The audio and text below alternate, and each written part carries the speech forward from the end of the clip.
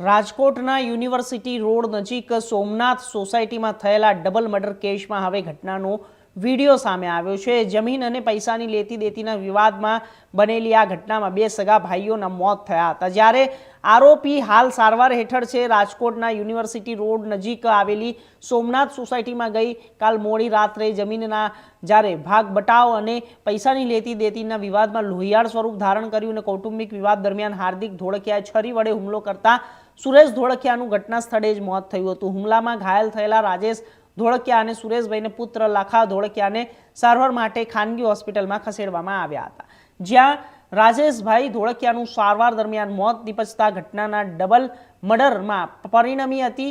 સમગ્ર ઘટનાનો live video પણ સામે આવ્યો છે, જેમાં સુરેશભાઈ અને રાજેશભાઈ લોહી લુહાણ હાલતમાં રસ્તા પર પડેલા જોવા મળ્યા હતા।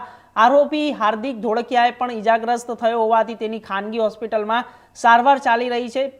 સારવાર પૂર્ણ થયા બાદ યુનિવર્સિટી પોલીસ આરોપીને કબજા મેળવી આગળની કાયદેસરની કાર્યવાહી હાથ ધરી છે।